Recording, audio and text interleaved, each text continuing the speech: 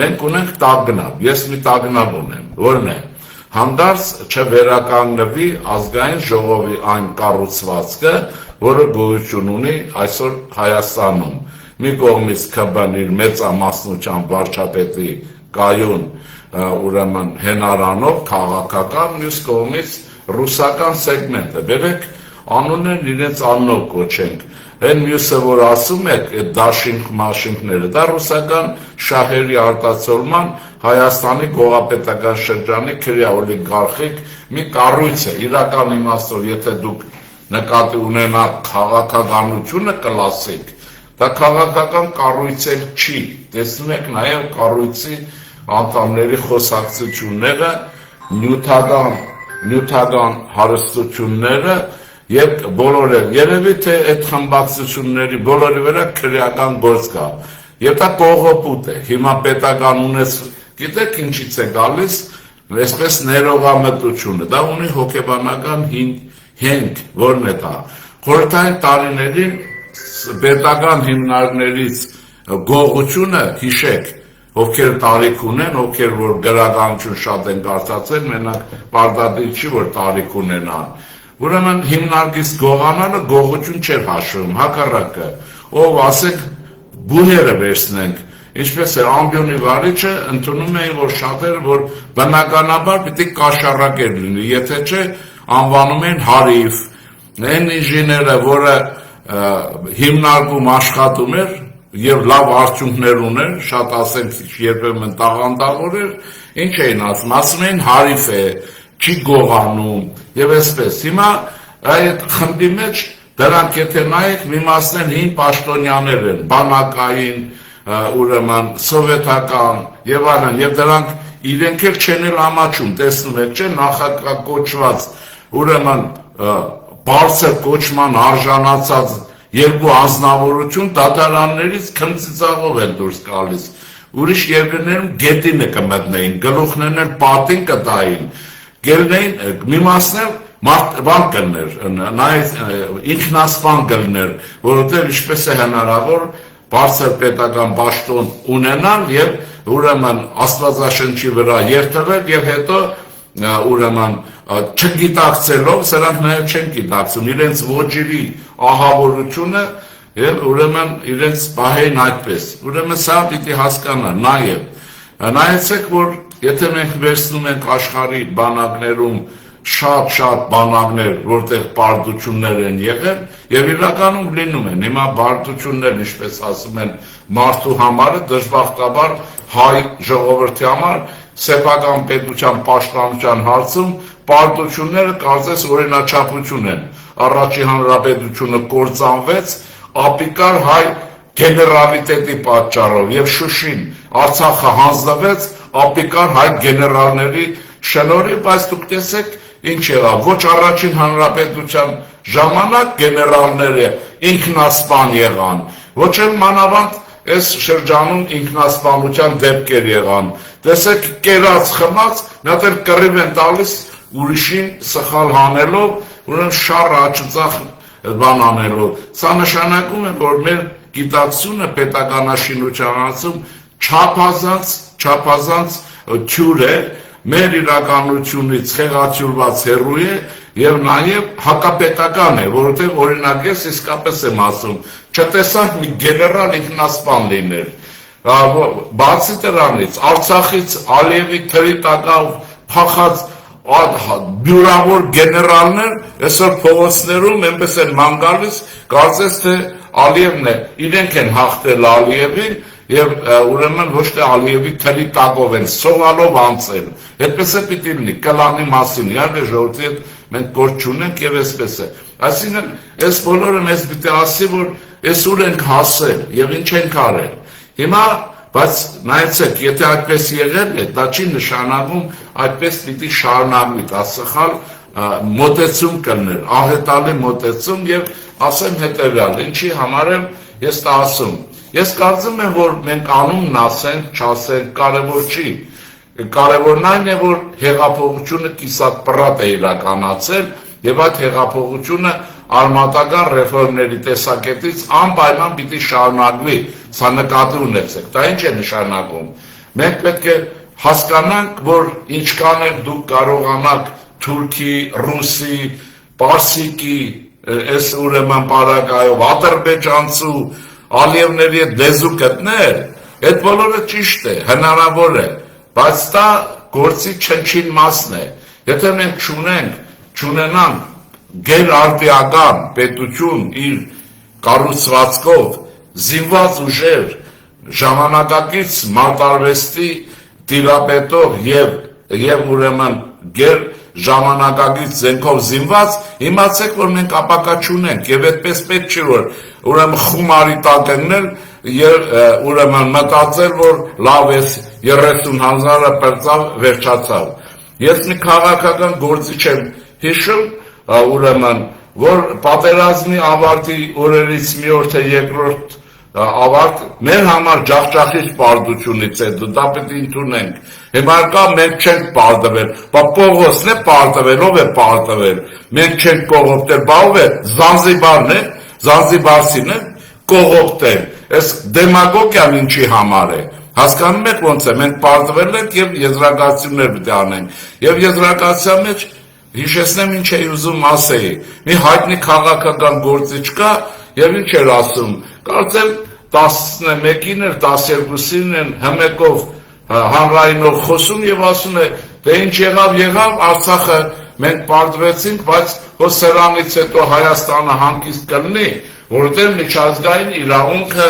մեր սահմանները պաշտպանում է, մոտավորապես այսպեսի մի բան։ Բայց երբ որ հետո պարզվեց, որ այդ հաղթողները քո սահմանները չեն ճանաչում։ Այդ հաղթողների մեջ ես առաջին նկատի ունեմ, առաջինը Ռուսաստանը։ Նա էր կազմակերպել, նա էր հովանավորում, մինչև Թուրքիա անցնելը, այդ հեքիաթներ հիմա են սարքում։ Ուրեմն Ռուսաստան եւ Ադրբեջանը քո սահմանը չեն ճանաչել։ Եվ այսպես մեծ ուրեմն օրենքից իրավունքից բահիմատ է, այսպես ուրեմն հասկանում եք ոնց է, հիմա այլևս տեսակ, որ հիմա այլևս չկա, ինչն է հարցը։ Ես այդ օրերին ասել եմ, հիմա կրկնում եմ։ Հաղթողը վերցնում է այնքան, ինչքան կարողանում է, հասկանում եք, ինչքան կարողանում է, պարտավորին պարտադրում այնպիսի կյանք, ինչքան ուժը պատում է, եւ պարտավորը պիտի համակերպվի, եթե մտքի մեջ ինքը գնում է համակերպման ճանապարհով, բայց պետություններն ինչ են անում։ Պետությունները, եթե իհարկե քաղաքական լավագույն էլիտա են ունենում,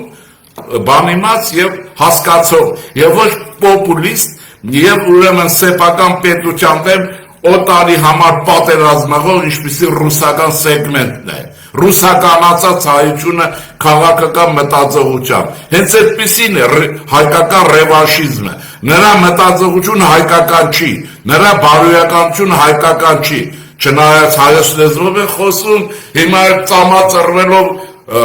կիսառուսերեն,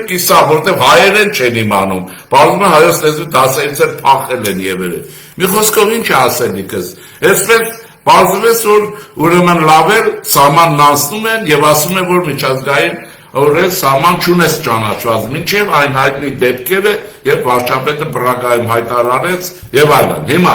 անցնենք առաջ, հասկանում եք ոնց է։ Ինչը ասելիքիս իմաստը, ուրեմն մենք պիտի ունենանք գերարդիական պետականություն, տեխնոլոգիանով, գերժամանակակից տեխնոլոգիաներով, փառք Աստծո, այստեղ էլ մի բան կա, առայժմ գոնե հույսը կա, որ հայ ժողովրդի զավակները ունակ են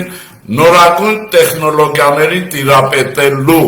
բայց մենք դա տեսնում ենք, որ Հայաստանին կարծես չի վերաբերվում։ Այդ բոլորը կարծես թե Սփյուռքին է վերաբերվում եւ Հայաստանից դուրս ապրողներին, ինչու՞։ Որովհետեւ Հայաստանի քաղաքական, պետական մեքենայի կառուցվածքը արդիական չի։ Ես ասեմ այսպես, ուրեմն պատկերացրեք, սա մի Զապարեժեց է մեր պետությունը, որը ժանգոտել է, փրփրթոցով է աշխատում, ովքեր Զապարեժեցը հիշում են կհիշեն։ Եվ բայց բազմաթիվ հերթական իշխանություն լաքել է, սվարկայի արել, այդ լեզվով ասած, տարել է, ուրեմն թարմացրել է, ինչ է արել, ավելի է լաքել, ու տակը մնացել է էլի Զապարեժեց,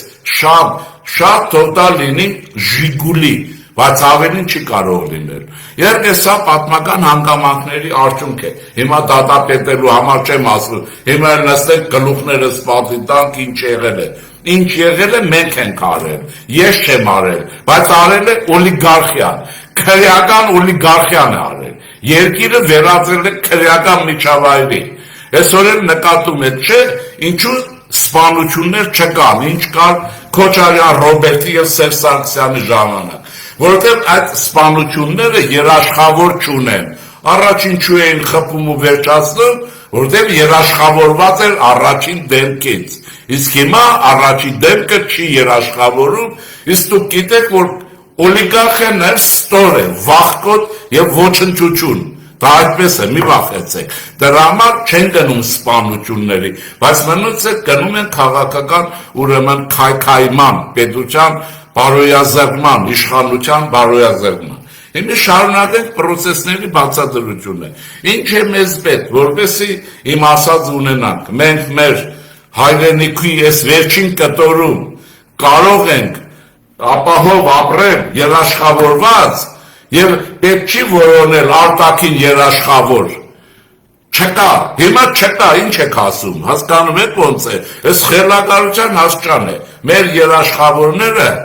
այն ժամանակ են անեացել, երբ մենք Կիլիկյան Հայաստանը հանձնեցինք օտարին, երբ պետությունը հանձնում ես օտարին, երաշխավորը դառնում է դահիճ, նստում է վզիտ, քշում եւ արյունը ծծում, ինչպես այսօր Ռուսաստանը փորձում է անել։ Հիմա, բայց մենք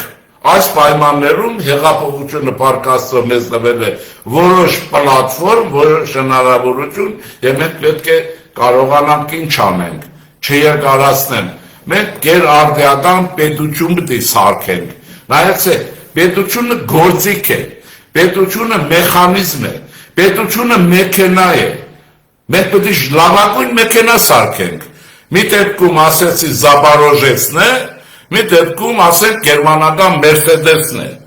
Հասկանում եք ոնց է։ Հիմա մենք պարտավոր ենք, ոչ միայն պետք է, մենք պարտավոր ենք Զապարոժեցը գլորենք ձորը եւ փոխարինենք Մերսեդեսով։ Բայց այդ Մերսեդեսը պայմաններ ունի։ Այդ Մերսեդեսի ղեկին չի կարող ռսաստրուկ կագեբեշնիկը լինել խորհրդարանի անդամ, հասկանալ պետք է թե չէ սա։ Չի կարող օտար շահեր սպասարկող սողունը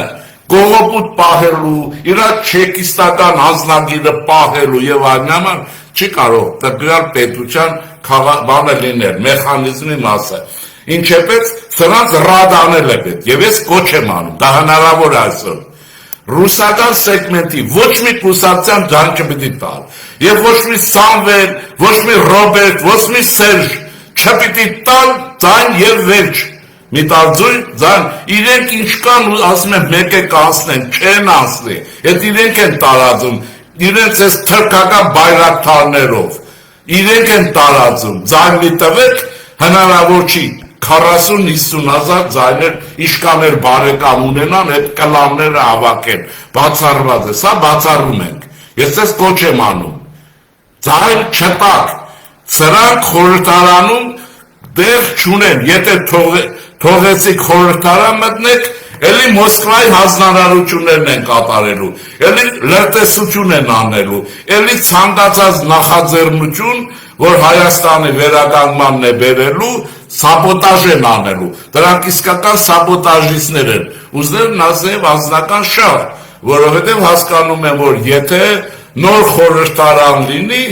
ով իմանա, գուցե եւ կքվեարկեն եւ այս բոլոր նախագահներին անձեռնմխելությունից կզրկեն։ Ինչ է պատահել, որ ինչու են անձեռնմխելի, մեկը կարող է բացատրել։ Ինչու են սրանք պետական պահպանության տակ։ Ինչու են սրանք պետության ունեցվածքի հաշվին ապրում։ Ինչու են այս մարդիկ իրենց արածը նկատի ունենալով հարց են տալիս։ Եվ ես սա ասել եմ նաեւ Սերժի ժամանակները, նոր չի։ Ինչ են պետական բյուջեի հաշվին ապրում։ Կարող եք մեկը բացատրել, այդ դղյակներ ինչու չի սեփականացվում։ Հանցագործությունների մեջ թաղված են, չեն կարողանում դատարաններից դուրս գալ, մեկից քաշ են տալիս, մեկը, հələ չեն ուզում ունեցվածքը վերադարձնել։ Այդ իրենց ինչ է ստացվում, ըստ էության ստացվեց Ղարաբաղյան կլանի համար հետևյալ, այո, Զորի Բալայանը ճիշտ էր, եկեք գրավենք Երևանը, որ հետո գրավենք Բաքուն, եկան գրավեցին կլանի մասին, Արցախահայության մասին չի, կլանին ուրեմն գրավեցին Երևանը, ծախեցին Ղարաբաղը, Արցախ հայրենիքը, տեղանեցին ժողովրդին, ընկան ինչի Ալիևի քացու տակ, այսօր քանի որ այդ քացու տակ Ալիևի ոչինչ անել չեն կարող, հոխորտում են եւ կպել են Հայաստանի իշխանություններին, ովքեր ձևավորվել են ձեր կամքով եւ ձեր ցանկությամբ։ Հիմա որովհետեւ այս բոլորի վեճ տրվի, ուրեմն պետք է պետական ապարատ մեքենա փոխենք, Mercedes ստեղծենք։ Իսկ Mercedes-ը պահանջներ ունի։ Առաջինը, քանի որ մենք վարչապետություն ենք, մենք նախագահական հանրապետություն չենք, մենք կիսանախագահական հանրապետություն չենք, մենք մաքուր խորհրդարանական կամ պարլամենտական հանրապետություն ենք։ Եվ տեսեք, մեր նախագահ ունի այնպիսի ուրեմն սիմվոլիկ լիազորություններ, ինչպիսին ունի Անգլիայի թագուհին, ինչպիսին ունի Գերմանիայի նախագահը, ինչպիսին ունի Ավստրիայի նախագահը, Ավստրիայի նախագահը մի քիչ ավելի շատ լիազորություններ ունի։ Ուզում եմ ասել, մենք տիպիկ խորհրդարանական հանրապետություն ենք եւ մեր առաջին հանրապետությունը նորից եղել է խորհրդարանական հանրապետություն։ Հիմա դա պահանջում է մեզ գիտակցության մեջ բերում է մի օրինաչափության գիտակցություն։ Եթե երկիրը խորհրդարանականն է, մենք պետք է ունենանք խորհրդարան։ Այդ խորհրդարան ունենալուց հետո այդ խորհրդարանը պիտի պարլամենտի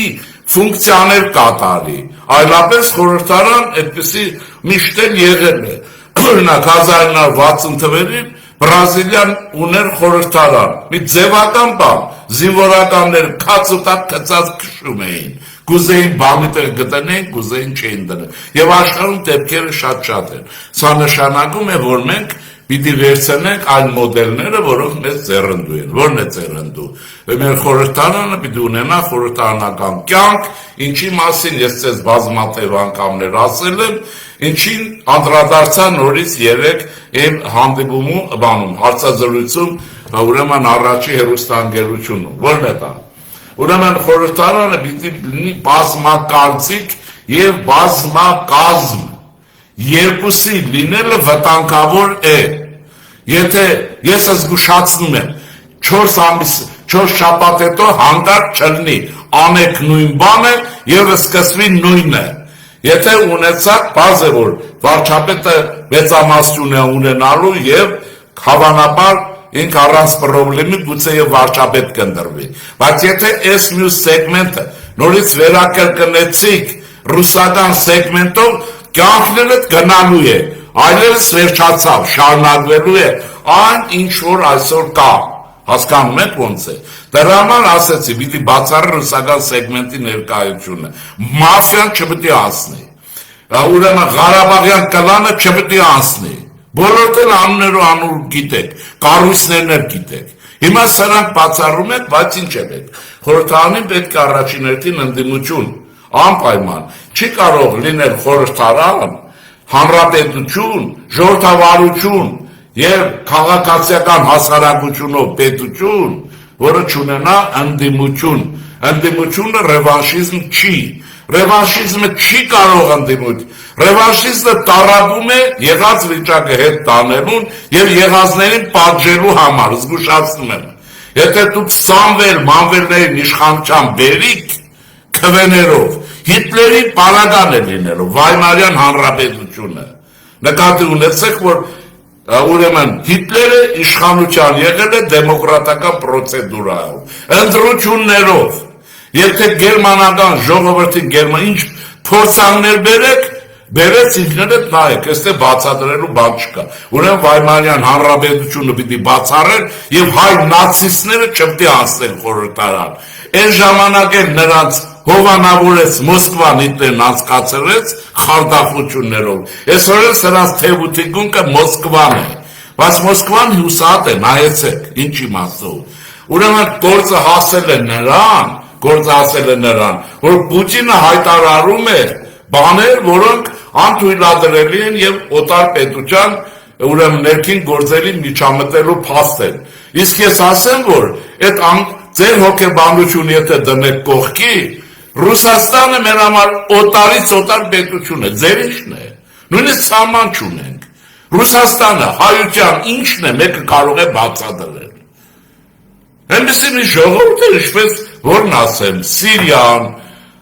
մենք քիչ ենք պարսիկներ, հələ պարսիկների հետ մենք սահման ունենք, ռուսների հետ ինչ ունենք, կարող է ասենք, բացի ռուսախոսությունն ու այլասերվածությունը, որ ներդրեցին հայկական իրականություն։ Բայց հիմա Ռուսաստանի հարցը չի, մենք պետք է կողմնորոշվենք, թե չէ։ Եվ ահա ինչ է ասում, ռեֆերենդումից է խոսում, մեկը, որը դեմոկրատիայի մասին պատկերացում չունի, որը առանց ամաչելու եղբայր հայր Ղարաբաղցիներին գալատավորի ենթարկեց Ադրբեջանի ձեռքով։ Այսօր խոսում է ռեֆերենդումից, հանրաքվեից։ Հասկանում եք, բայց Ադրբեջանում ինչի չարեցին հայերի համար ռեֆերենդում, որպեսզի գոնե խեղճերը մնային Ստեփանակերտում։ Քու երկրում ինչու չես անում ռեֆերենդում։ Ռեֆերենդում արա չեչենների համար, մյուսների համար ռեֆերենդում դեմոկրատական պրոցեդուրա է, պես հետը մի հատ փորձի ձեզ հետ ապրել ուզող կա, մի անընդհատ պախարակեք սրան նրան։ Ուրեմն տեսեք, ռեֆերենդումի մասին մոռացեք չի լինելու, եւ մենք ունենք այդ հնարավորությունը։ Դրա համար ինչ է, կարգին պետություն է պետք, արժանապատիվ։ Ինչի են սրանք վարվել, որովհետեւ Հայաստանի իշխանությունները եւ ընդդիմությունը իրական արժանապատվորեն դիմակայում են ռուսական ճնշմանը։ Այս մեկը փորերը ցավը չի, փորացավ է առաջացնում, հասկանում եք։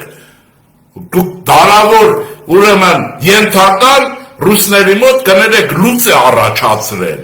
Չեն կարողանում հասկանալ, թե չէ պատահել։ Այդ ոնց է Մոսկվայից փռշտում են, այնտեղ չեն գանգնում ոտի։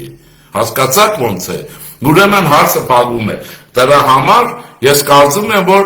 պետք հիմա պայքարը քրիստոնյա ժողովրդավարական կուսակցության գործադիր կոմիտեն վաղուց քննարկման արդյունքով եկել է եզրակացության։ Այստեղ ոչ թե վարչապետի համար պայքարն է, այդպիսի պայքար չկա, որտեղ մեկ է Նիկոլ Փաշինյանը հաղթելու է,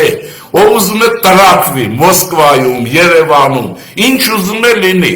ու մենք տկետ չենք այդքան, հաղթելու է եւ դա ժողովրդի սիրո կամ վախի, որը կուզեք, մտահոգության եւ առնի արտացոլումն է։ Ինչ է ստացվում, ուրեմն մեր իրական պայքարը պարլամենտի եւ պարլամենտարիզմի համար է, պարլամենտարիզմի։ Մենք պետք է ունենանք ընդդիմություն, ընդ որում խորհրդարանում պիտի լինեն մի քանի կուսակցություններ, այդ հերիք է անտան, միավորվեն, որին չանեն։ Ուրիշ բան է, որ ընդրություններում հաղթեք, անցեք, խորհրդարանում համագործակցեք։ Այս է բանաձևը։ Եթե ընդդիմության հարց կան դիմադիր դիրքերից, եթե ուրեմն կոալիցիոն կառավարության հարց կլինի, կոալիցիոն կառավարություն եւ այլն եւ այլն։ Եվ դա երրորդ ուղին է։ Քրիստոնյա ժողովրդավարական կուսակցությունը, որը ձևավորվել է հեղափոխության արդյունքով եւ հեղափոխության տեսնում եք պետականաշեն դրոշը բաց չի թողում ինչքան էլ բան բացել, տկետներն ու հայվանները կներեք։ Ուրեմն մենք պետականաշինության դրոշը բաց չենք թողելու եւ նույնիսկ իշխանություն ուզի չուզի, մենք միշտ կոչ ենք անելու համագործակցության իշխանության մեջ, ոչ ռևանշիստների։ Եվ ռևանշիստների լրատվամիջոցներին էլ հարցազրույցի կարիք չունենք, ելք է զանգենք։ Հասկանում եք ոնց է։ Հիմա տեսեք ինչ է լինում։ Դա նշանակում է, որ ՔԺԿ-ի կոնցեպցիան աճ, ձախ, կենտրոն եւ այլն, այս կառուցվածքը պիտի առաջացվի։ Հիմա այդ կոալիցիաների մեջ աճում քանի կուսակցություն կարող է լինել, ենթադրյալ, ուրեմն ընդդիմության մեջ քանի կուսակցություն բլոկ կարող են կազմել, կենտրոնում քանի կուսակցություններ կարող են համագործակցել, դա կպարզվի ընտրություններից հետո, քանիսը կանցնեն եւ քանիսը որոշակի ֆունկցիան կատարեն։ Հիմա օրինակը բերում եմ հետեւյալը, երեք բացատրել եմ, շարունակեմ։ Այս կենտրոնի բուֆերը ինչի նման է։ Պատկերացրեք գնացքի երկու վագոնները, իրական, բառացիորեն նույնն է։ Վագոնները դուք, եթե գիտեք, վագոնների միացման տեղերում փոքր ռետինե հարմարություններ կան, բուֆերները, երբ որ վագոնները ուրեմն արգելակում են կամ շարժվում են, դուք գիտեք, որ այդ մասերը շարժվում են։ Վագոնների արանքը, միացման տեղը, դրանք ռետինից են, ռեզինից։ Եթե երկաթից լինեն, վագոնները կփշրվեն այդ շարժման տակ։ Ուրեմն ռեզոնանս է պետք։ Այդ ռեզոնանսը պարտադիր է Հայաստանի խորհրդարան դնել որպես քաղաքական կազմակերպություն, որպես կառուցվածք։ Եթե հուպ եք տալու լցնեք միտեղ, Նիկոլ կանչեք ու լցնեք միտեղ, մյուսները Սամվել կանչեն ու լցնեն, լինելու է շատ ավելի վատ, քան այսօր է եղել։ Այնպես որ երաշխավորված չի, որ լավ է լինելու։ Հետևաբար այդ մեջտեղի հարցը պիտի փակվի։ Հետևաբար այդ կառուցվածքը բարտադիր պետք է լինի։ Աչեր, ծախեր պայմանական եւ կենտրոնի։ Այս բոլորը իհարկե ընտրություններից հետո, եթե խորհրդարան կանցնեն, հեղափոխության ժամանակ ծնված, հեղափոխությունով սնված, ուրեմն քաղաքական կազմակերպություններ, բացառելով ռուսական սեգմենտները, Սամո, Վանո, Մանո, այդ բոլորը պետք է ֆանդախ թրջեն օդի, վերջանագնա, Հայաստանը պետք է ինքը իր հարցերը լուծի։ Եվ եթե դուք ուզում եք տեսնեք հաջողակ թե չէ, նայում եք Զատուլինի դեմքին։ Ինչքան թթված, այնքան հայության գործը հաջողակ։ Նայում եք Զյուգանովների մեռած դեմքերին, ինչքան կիսամեր, ուրեմն Հայաստանի գործը այնքան հաջողակ։ Եվ այսօր դուք դա տեսնում եք, գործը հասնում է ցարին, որ բան ու գործը թողած, ջախջախված բանակներով Ուկրաինայում մտածում է Հայաստանում խորհրդարանական ընտրությունների մասին, ռեֆերենդումների մասին։ Պատկերացնում եք Ռուսաստան եւ դեմոկրատիա, Ռուսաստան եւ Հայաստան, պատկերացնում եք, ուրեմն այդ բոլորը նայեցեք, տեսեք, բոլորը մեր շահերի մեջ է, մերն է։ Հետևաբար դա պետք է լինի։ Հիմա կա նաեւ վերջին հարցը, ասել, որ պիտի լինի դա եւ պիտի այսպես անեք։ Ուրեմն այդ ձայները չպիտի կորչեն։ Մեր տիպի կուսակցիներ խորհրդարան պիտի հասնեն, որովհետեւ կարողանան այս նպատակներն իրականացնել։ Եթե չէ,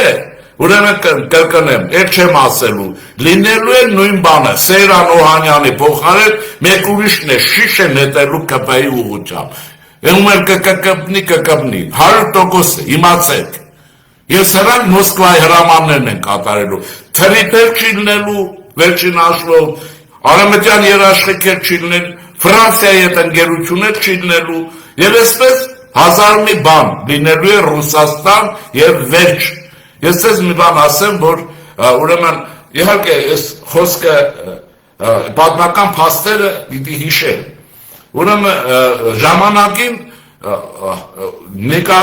Ալեքսանդր II ժամանակ ցարերից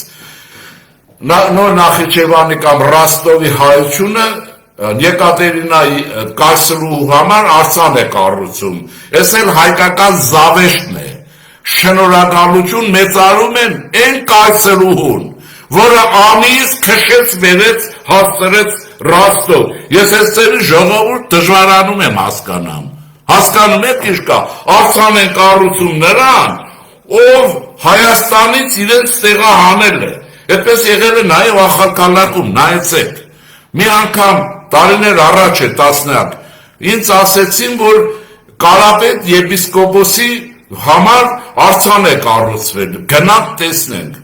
Ասի, բայց ինչի համար է, ինչ արձան, բարձր հայկից, սա հայություն է, որպես հոտ տեղափոխել է,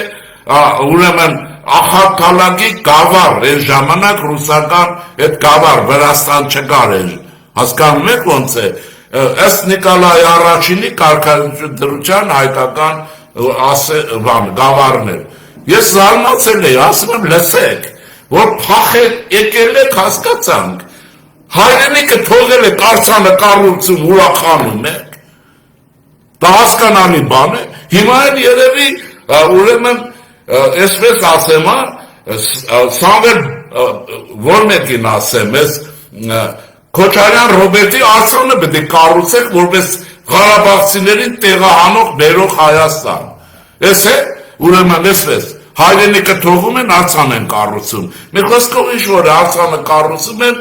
հանդարտ չգիտեմ ինչ պարագայով հայտնվում է ցարը եւ նայում է, տեսնում է հայերենով երախտիկի խոսքեր։ Ասում ինչու է հայերեն գրած, ասում են դե հայերն են երախտավոր, ասում են ջնջեք, ասում են ինչու։ Չէ՞ որ մարդիկ շնորհակալ են կայսրուն, ասում են ջնջեք, քանի որ Եկատերինան եւ Ռուսաստանը հավերժ են, հայ եւ հայոց լեզու չի լինելու։ Եվ վերջացավ։ Ես եք ուզում, ուրեմն սա իմացեք եւ շարժվեք առաջ։ Այս պայմանները, ուրեմն սրանք պետք է նկատի ունենալ, որովհետեւ այստեղ ուրիշ բան կա։ Ուրեմն մենք, եթե մենք պետության կառուցվածքը որոշում ենք, այնտեղ արդեն կա տնտեսական քաղաքականության հայեցակարգերի տարբերություն, կա մշակութային քաղաքականության տարբերություն, կա իրավական պետության կայացման պահանջ, անպայմանորեն։ Գումարած դրան, քաղաքացիական հասարակության ձևավորման պահանջ կա, որովհետեւ Հայաստանը չունենա մաֆիա, Ղարաբաղյան կլան կամ չգիտեմ, ինչ զահրումար կլան, հասկանում եք ոնց է, այդ պայմաններում պիտի լինի քաղաքացիական զարգացած հասարակություն։ Մշակույթ է մենք։ Այդ բոլորը հնարավոր է, եթե կունենաք պարլամենտ, եթե պարլամենտարիզմ կլինի, որտեղ հարցերը կքննարկվեն, հարցերի տակ քննարկումներ կծնեն պատասխաններ եւ Հայաստանի պետական նավը կշարժվի դեպի ապագա։ Եվ այդ ժամանակ մենք կունենանք լավագույն հնարավորություն Սփյուռքի տարբեր գաղթօջախների ոչ միայն սովորական երկխոսություն գնալ գալ եւ մուրալ օգնություն, այլ ուրիշ բան։ Մենք կկազմում քրժական նախաձեռները եւ այսօր Facebook-յան իմեջում տեղադրված է բարոն Լևոն Թորոսի նամակը կարդացեք, հայերենով գրված է։ Մենք պայմանավորվել ենք եւ գտնում ենք, որ Սփյուռքի հատկապես զարգացած գաղթօջախների գիտատեխնոլոգիական հայկական ընկերակցություններ, որոնք տվյալ երկրի քաղաքացիներ են, ասենք Ֆրանսիայի, Կալիֆոռնիայի եւ այլն, պիտի լոբիստական աշխատանքի շնորհիվ ներկա լինեն Հայաստանում։ Եվ մենք ստանձնել ենք, եթե լինենք Կալիֆոռնիայի հայկական ընկերակցության ինժեներներ, գյուտարարներ, խոշոր մտածողներ եւ այլն։ Սրանց լոբինգով մենք ենք զբաղվելու, մենք դա խոստացել ենք, հաստատ, օրենքով, կարգով, կանոնով, ինչպես աշխարհում ընդունված է։ Այնպես որ, եթե մենք որոնենք, ամեն ինչը գտնվենք, եւ այսպես այսօր մի քաղաքացի մի տիկին ինձ հարցնում է, ո՞նց անենք սրանցից ազատվենք։ Ասում եմ, ձայն եք տալիս ՔՊ-ին, ՔԺԿ-ին եւ այլն։ Մեզ ձայն եք տալիս, վերջանում է, նայում է զարմացած։ Ասում եմ, ՔԺԿ-ին ձայն եք տալիս, գնում եք տուն եւ վերջացավ։ Դրանք այլևս չեն լինի։